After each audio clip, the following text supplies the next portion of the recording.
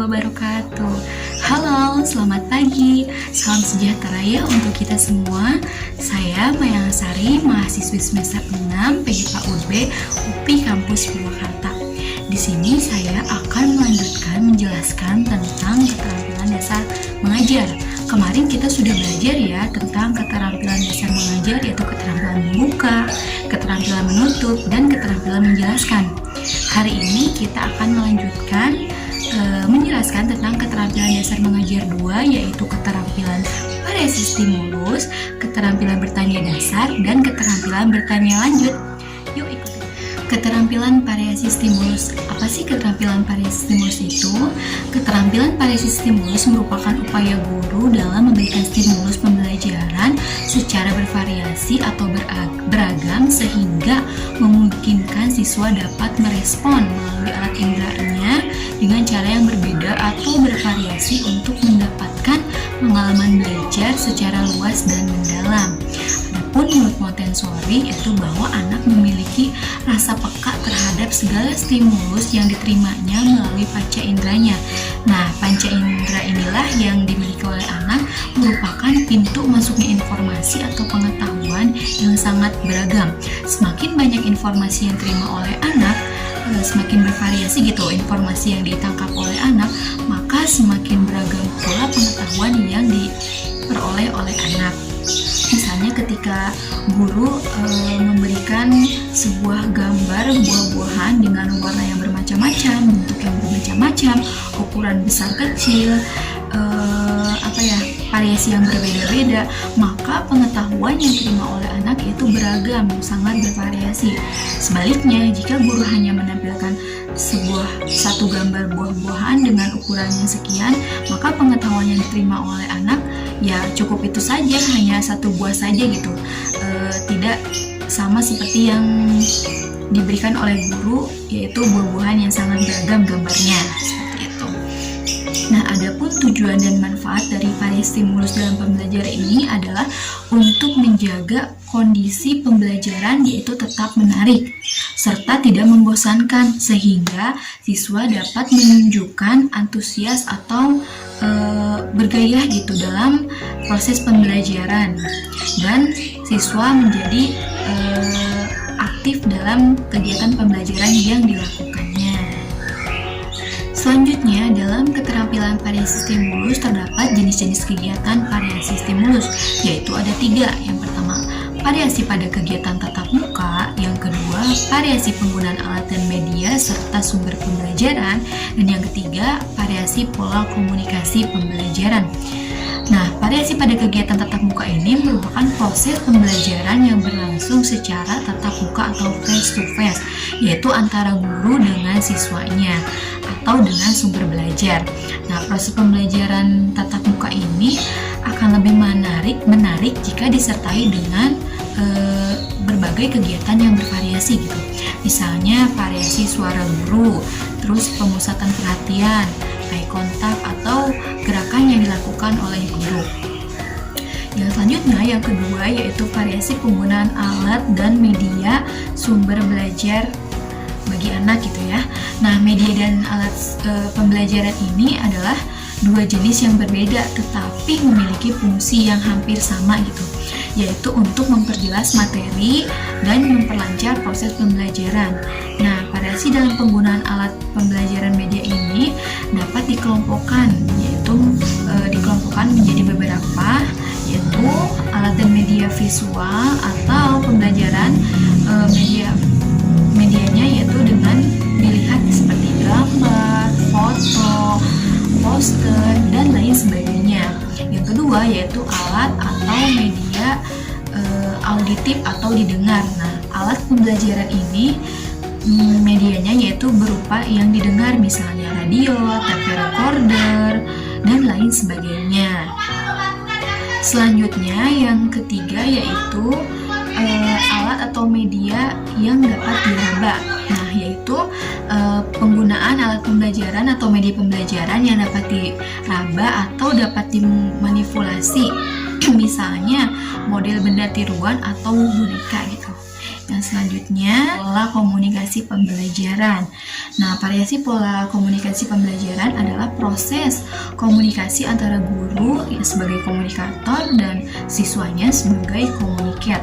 Dalam proses pembelajaran komunikasi dapat diklasifikasikan ke dalam 3 bentuk. Yang pertama, komunikasi satu arah, yaitu komunikasi yang berlangsung satu arah, misalnya dari guru ke siswa. Yang kedua yaitu komunikasi dua arah, yaitu proses komunikasi pembelajaran yang berlangsung secara dua arah, misalnya dari guru ke siswa atau dari siswa ke guru. Dan yang terakhir, yang ketiga, yaitu komunikasi banyak arah. Nah, proses komunikasi banyak arah ini yaitu melibatkan berbagai arah, misalnya dari guru ke siswa, dari siswa ke guru, ataupun antar siswa, ataupun bisa juga dengan lingkungan belajarnya secara lebih luas. Selain ada jenis-jenis pengembangan pada stimulus, dalam keterampilan pada stimulus juga terdapat prinsip pengembangan pada stimulus, yaitu ada 5. Yang pertama tujuan, yang kedua fleksibel, yang ketiga kelancaran dan berkesinambungan, yang keempat logis, dan yang terakhir yang kelima yaitu pengelolaan yang matang. Lalu apa sih tujuan itu? Nah, tujuan ini merupakan penerapan atau pengembangan pada stimulus yang harus sejalan gitu, dan supaya terwujudnya atau tercapainya tujuan pembelajaran. Nah, tujuan dari pembelajaran ini yaitu harus jelas gitu pembelajarannya. Oleh karena itu, penerapan atau pengembangan pada stimulus bisa atau dapat memperhatikan sesuai karakteristik siswa, sifat siswa, atau materi yang akan disampaikan harus sesuai. Yang kedua yaitu fleksibel. Nah, fleksibel ini yaitu pada stimulus yang dikembangkan harus luas atau dinamis gitu, sehingga memungkinkan dapat diubah atau disesuaikan dengan situasi atau kondisi yang ada. Jadi pembelajaran itu disesuaikan prosesnya dengan kondisi yang ada pada saat itu. Yang ketiga yaitu kelancaran dan berkesinambungan. Nah, variasi yang dikembangkan dalam pembelajaran harus memperlancar proses pembelajaran. Artinya bahwa perpindahan dari satu materi ke materi berikutnya atau perpindahan antara stimulus satu ke stimulus berikutnya harus saling mendukung atau saling berkaitan gitu, sehingga proses pembelajaran akan berjalan secara efektif dan efisien. Yang keempat yaitu logis. Nah, logis ini jadi stimulus ini harus harus mengedepankan proses yang efektif dan efisien gitu, yang wajar gitu. Jadi pembelajarannya itu tidak dibuat-buat atau bukan sesuatu yang harus dipaksakan gitu pembelajarannya. Dan yang terakhir yaitu pengelolaan yang matang. Nah, pengelolaan yang matang ini yaitu penerapan dan pengembangan stimulusnya dalam proses pembelajaran harus direncanakan secara matang gitu, sehingga nantinya dapat menghasilkan keefektifan dan keefisienan dalam menunjang proses pembelajaran berikutnya. Yang kedua yaitu keterampilan bertanya dasar. Nah, keterampilan bertanya dasar ini merupakan pertanyaan utama yang disampaikan atau pertanyaan yang awal pada saat membuka untuk meminta penjelasan atau keterangan respon dari pihak yang ditanya. Nah, keterampilan bertanya dasar ini itu sangat penting dikuasai oleh guru ataupun calon guru sebagai kunci untuk meningkatkan mutu atau kebermaknaan dalam proses pembelajaran. Adapun tujuan dan manfaat pada saat bertanya dasar yaitu dapat meningkatkan partisipasi siswa secara penuh dalam proses pembelajaran yang diikutinya. Selanjutnya yaitu meningkatkan berpikir siswa dan membangkitkan rasa ingin tahu siswa. Dan masih banyak lagi manfaat dan tujuan dari bertanya dasar ini. Dalam keterampilan bertanya dasar, ada pun tipe pertanyaan yang dapat diajukan, misalnya yaitu pertanyaan yang menuntut fakta-fakta. Nah, pertanyaan yang menuntut fakta-fakta ini yaitu pertanyaan suruhan atau pertanyaan untuk meningkatkan atau mengungkapkan kembali ingatan siswa terhadap pengalaman atau materi yang telah diberikan kepada siswa. Yang kedua yaitu pertanyaan yang menuntut kemampuan membandingkan. Nah, pertanyaan menuntut kemampuan membandingkan ini yaitu pertanyaan atau suruhan atau pertanyaan untuk mengembangkan atau melatih daya pikir siswa, khususnya kemampuan berpikir secara analisis dan sintesis. Misalnya pertanyaan membandingkan itu pertanyaannya berupa misalnya bandingkan antara jalannya siput dengan ayam lebih cepat mana gitu kalau di anak TK ya. Selanjutnya yaitu pertanyaan yang menuntut analisis. Nah, pertanyaan yang menuntut analisis ini tentu pertanyaan untuk mengembangkan dan melatih kemampuan atau daya nalar secara terurai atau teranalisis gitu. Misalnya contohnya mengapa ya hidung kita bisa mencium atau membedakan aroma bau gitu. Selanjutnya yaitu pertanyaan yang menuntut kemampuan memperkirakan. Nah, pertanyaan yang menuntut kemampuan memperkirakan ini yaitu pertanyaan untuk mengembangkan atau melatih kemampuan menganalisa atau meramalkan, membuat perkiraan gitu. Misalnya guru sambil menunjuk gambar sebuah pepaya atau buah pepaya gitu ya, buah pepaya asli. Nah, guru dapat bertanya misalnya, berapa berat ya kira-kira buah pepaya ini gitu. Pertanyaan selanjutnya, pertanyaan kelima yaitu pertanyaan yang menuntut pengorganisasian, yaitu pertanyaan untuk mengembangkan atau melatih kemampuan berpikir secara teratur, logis, dan sistematis. Misalnya pertanyaan diajukannya, jelaskan bagaimana upaya kita untuk menyelamatkan diri dari bencana alam gempa bumi gitu. Contohnya seperti itu. Yang selanjutnya, pertanyaan yang tidak perlu dikemukakan jawabannya. Nah, ini merupakan pertanyaan untuk memberikan penegasan atau meyakinkan tentang sesuatu kepada siswa. Misalnya, setelah guru tadi menjelaskan tentang cara darurat untuk menyelamatkan diri dari bencana gempa bumi, kemudian guru dapat bertanya nih kepada siswanya, apakah perlu informasi lebih lanjut gitu untuk diketahui oleh teman-teman yang lainnya, misalnya seperti itu. Yang terakhir, yang ketiga, yaitu keterampilan bertanya lanjut. Nah, keterampilan bertanya lanjut ini merupakan pertanyaan berikutnya atau pertanyaan susulan yang isi pertanyaannya itu mengacu pada pertanyaan awal atau pertanyaan dasar ya, atau pertanyaan pertama yang tadi gitu, untuk meminta penjelasan lebih lanjut, informasi atau klarifikasi yang lebih lanjut sehingga diperoleh jawaban yang luas dan lebih komprehensif.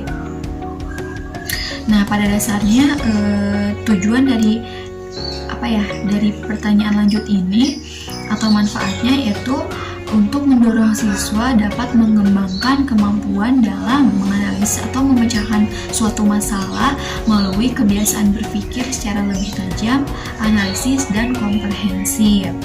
Dalam keterampilan bertanya lanjut terdapat jenis-jenis pertanyaan lanjut, yaitu ada 6. Yang pertama, pertanyaan ingatan atau knowledge. Yang kedua, yaitu pertanyaan pemahaman atau comprehension. Yang ketiga, pertanyaan penerapan atau application.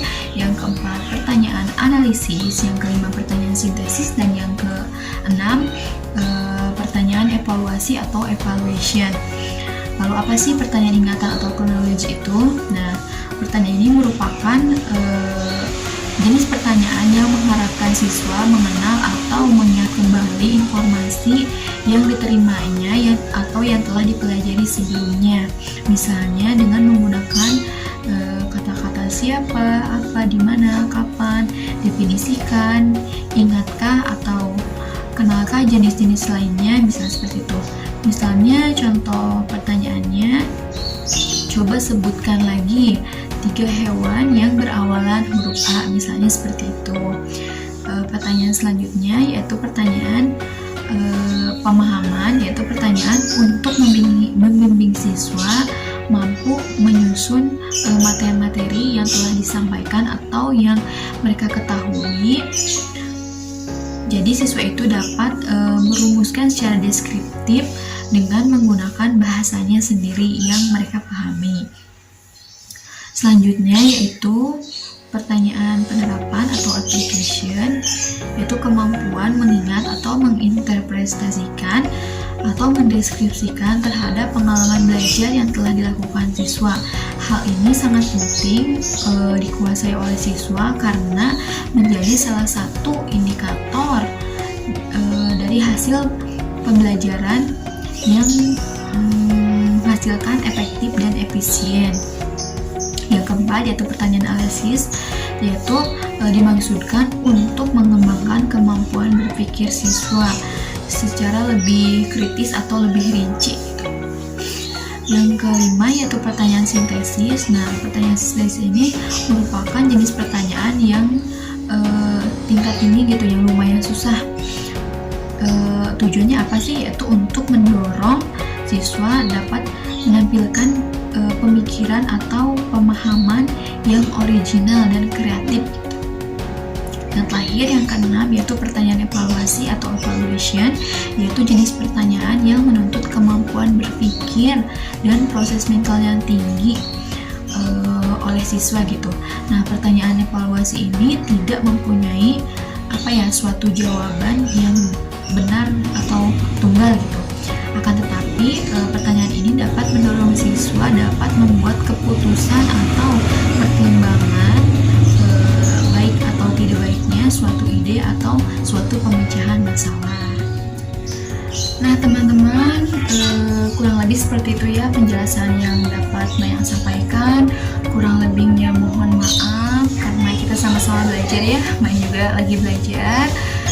Tetap jaga kesehatan, stay di rumah, pokoknya tetap semangat.